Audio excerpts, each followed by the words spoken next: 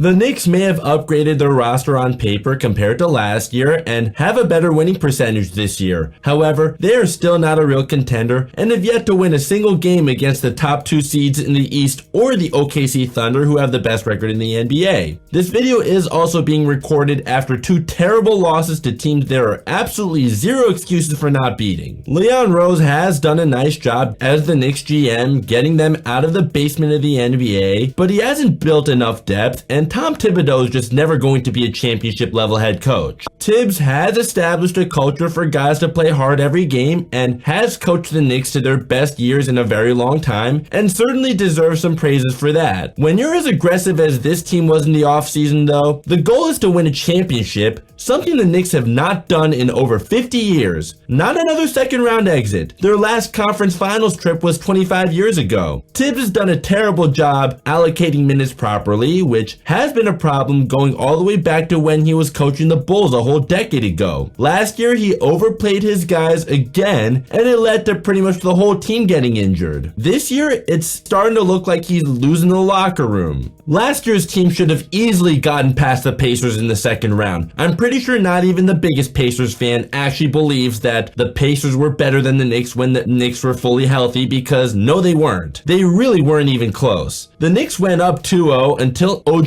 Anunoby went down with a hamstring injury after going from 34 minutes per game during the regular season to over 40 in the playoffs before he got hurt. I understand guys have to play more minutes in the playoffs than the regular season because rotations are shorter, but that's too big of a jump. I was right last year that they were able to survive Julius Randle's injury, but once Anunoby got hurt, they were done. Then everyone else got hurt too. There's also Josh Hart, who played 33 minutes per game during the regular season and was coming off the bench more often than not until late January. He started ramping up his minutes hard just before the playoffs and in the playoffs. Hart had to play the whole game without any rest 4 times during the playoffs last year. Of course, he got hurt too. Now he's averaging 37 minutes per game. We all love how hard he plays every game. He is the kind of role player every team should love to have, but I'm afraid given the amount of minutes Hart is playing now compared to last year, he'll burn out again. This year, the Knicks' usual starting 5 has over 300 more minutes played together than the next most used 5-man rotation. That's insane, especially when considering Jalen Brunson hasn't played the last 7 games. Karl-Anthony Towns is averaging 35 minutes per game this season, something he hasn't done since his second and third seasons in the league. He averaged 37 in his second season. Who was his coach at the time?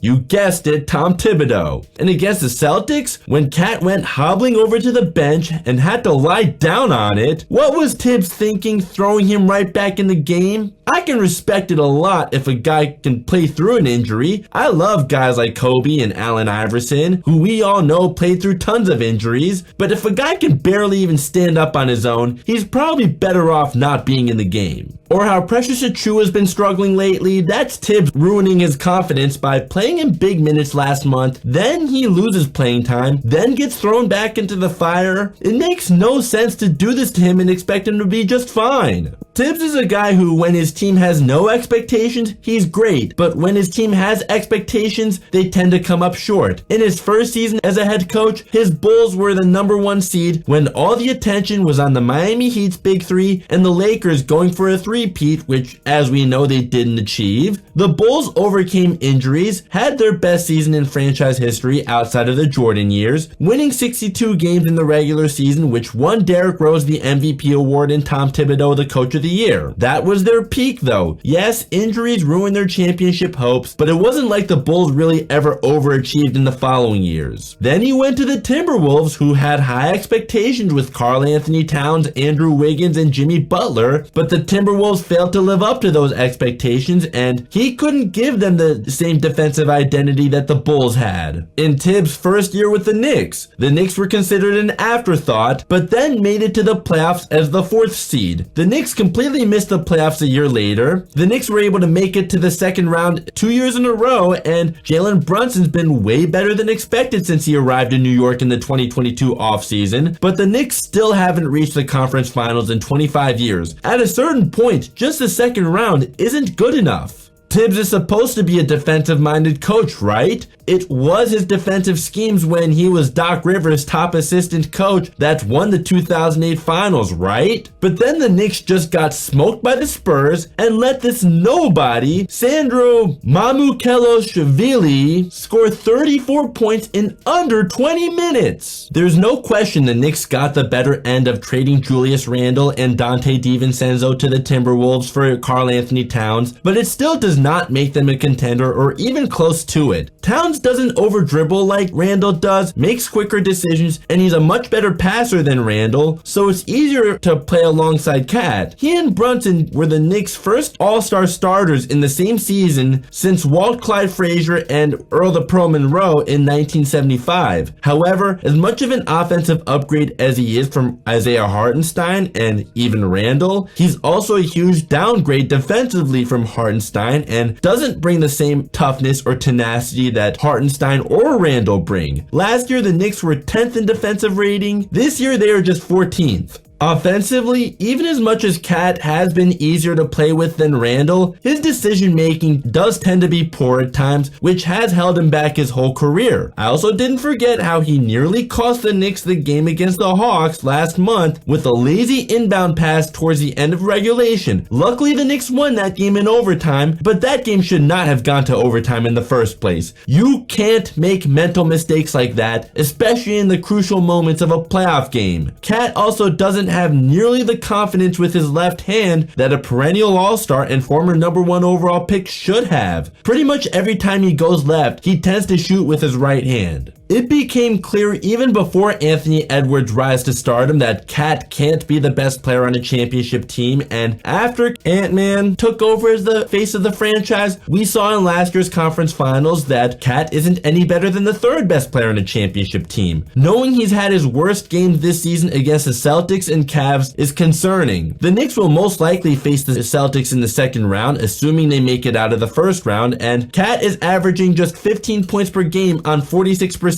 in their 3 matchups this season. Now, as for Mikal Bridges, it was exciting to get another Villanova Knick, and it went from the Villanova 4 back to an upgraded Villanova 3 after Dante DiVincenzo was traded. Bridges is undeniably a better player than DiVincenzo and is the modern NBA's Iron Man, a guy who's never missed a single game in his NBA career while always being among the league leaders in minutes played. This year, he's averaging a career high in minutes, which of course will happen when Tom Thibodeau is your head coach. Was he worth giving up 5 future first round picks though? Absolutely not. You give up that many draft picks for superstars, which Bridges is definitely not. He's a good player, but he's not a great player. The 26 points per game Bridges averaged in Brooklyn 2 seasons ago were empty stats on a bad team. He has had some great games, like where he scored 41 on Christmas Day or when he scored 33 in a game pretty recently, but he just can't have performances like that consistently enough to warrant giving up 5 future first round picks for him. When the Suns made the finals 4 seasons ago, Bridges was their 4th option behind Devin Booker, Chris Paul, and DeAndre Ayton. He doesn't seem like he's actually improved enough to be good enough to be the 3rd option on a championship team, and that's what he is with the Knicks. Last year, the Knicks had a next man up mentality, which I don't really feel like they have this year. Julius Randle was shut down for the season and the Knicks went 21-15 after he played his last game as a Knick. Mitchell Robinson also missed 51 games last year, but they were just fine because Isaiah Hartenstein filled in so nicely. With Cat needing to be the last line of defense this year with no Hartenstein and with Mitch hurt for most of the season, the Knicks defense has taken a noticeable step back from last year. Since Mitch has come back from his injury, the Knicks defense has significantly improved. As soon as Mitch sat out 1 game against an awful Hornets team though, Mark Williams destroyed Cat. For now, Cat at the 4 and Mitch at the 5 is a lot better for the team's defense, like last year how Cat had Rudy Gobert as the last line of defense and the Timberwolves had the best defensive rating in the NBA last year. The Knicks defense really will live and die by Mitchell Robinson's health, which, knowing his history, you really can't depend on. It would have been better if the Knicks could have kept Hartenstein instead of Mitch, because while you get Cat's offense, Hartenstein is a guy who's a great last line of defense and is a better offensive player than Mitch. And he's also more durable. Now, Jalen Brunson's been hurt for a while, and of course I fully expect you to be worse without your best player. He only missed 5 games last year, which the Knicks were 1-4 in. However, those 4 losses without Brunson last year were against playoff teams, not teams like the Spurs without Victor Wembanyama and De'Aaron Fox, or to the Charlotte Hornets. That should never happen, period, especially in consecutive games. Cat played in both those games against the Spurs and Hornets. He alone should have been enough to win those games, but he got cooked on defense. Now, as much as Tom Thibodeau has done a bad job with allocating his minutes, Leon Rose deserves a share of the blame too, because this team lacks depth, as they are dead last in points per game off the bench. They're also dead last in minutes per game off the bench, so there is a correlation. They weren't much better last year, as they were 27th in bench points and 29th in bench minutes. I think Tibbs needs to empty his bench during blowouts faster to give his guys rest when they need it. However, he also doesn't have much of a bench to depend on when the game actually is within reach. I also think Josh Hart is best suited as a guy who brings energy off the bench than as a starter. It shows in their record last year too. The Knicks were 23-19 in games he started. They were 26-13 in the games he came off the bench. Hart also had a way better plus minus while coming off the bench than as a starter last year. He became a full-time starter because OG Anunoby was injured by the time Julius Randle had his season-ending injury. Hart and Anunoby both became the starting forwards once Anunoby was healthy enough to play again. Hart's just not consistent enough to start on a championship team. He'd have a 20-point game right in between a 7 and 4-point game, or follow up a 30-point game by going 5 for 13, or score just 7 points just after scoring 20. Or in the 2 losses to the Warriors combined, he scored a total of just 2 points. The last 4 games as of the recording of this video has been a really bad slump for him. Here's one thing the Knicks did last year that if they didn't do, it could actually help their depth. It did seem like the Knicks didn't give up a lot at the time they acquired Bojan Bogdanovic and Alec Burks from the Pistons last year. That was a trade that made sense at the time to bring in a guy averaging 20 points per game for a horrid team in Bogdanovic. However, in hindsight, neither team won that trade since Bogdanovic struggled to find consistency, adjusting from being a starter on a bad team to coming off the bench for a playoff team. He got hurt in the playoffs like most of the team, and he's out of the league now. The piece that the Knicks traded, who I think now they might regret trading, is Quentin Grimes, who has been a bright spot for a Sixers team that's had a disastrous season this year. Cam Payne and Landry Shamet were the bench players the Knicks acquired in the offseason, and they've just been underwhelming, and as mentioned earlier, Tibbs ruined Precious Achiuwa's confidence. You could have had Quentin Grimes instead had you not traded him for Bojan Bogdanovic and Alec Burks. Tibbs may as well give Tyler Kolek a chance at this point, and is he the answer? Probably not, but what do you have to lose when Landry Shamet and Cam Payne have been as underwhelming as they've been? As much as trading Julius Randle and Dante DiVincenzo for Cat in September has worked out better for the Knicks than it has for the Timberwolves, Cat is better than Randle, and the Knicks did need a center at the time after losing Isaiah Hartenstein to OKC, and with Mitchell Robinson out indefinitely at the time,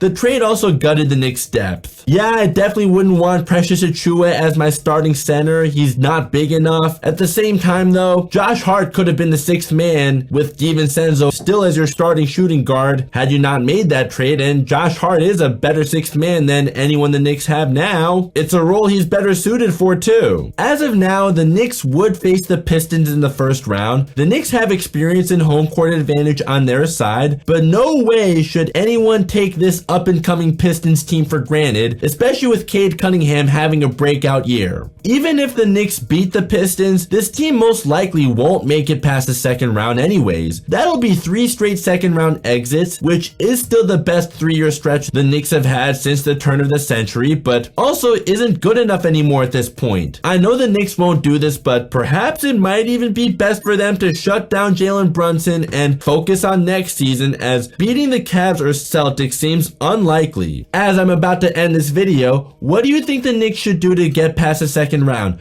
Please let me know in the comments down below. If this is what the streets of New York looks like after every Knicks playoff win, just imagine when they finally win a championship. If you enjoyed this video, a like would be much appreciated. Please be sure to consider subscribing and turning on notifications. If you're a new subscriber, welcome to the team, and if you're already subscribed, thanks for your support as always. Links to my social media are down below for my more immediate reactions to what's going on in the sports world. Here's my most recent video and the one that YouTube recommends. Both are up above. Thank you so much for watching. I'll catch you next time. Go Knicks.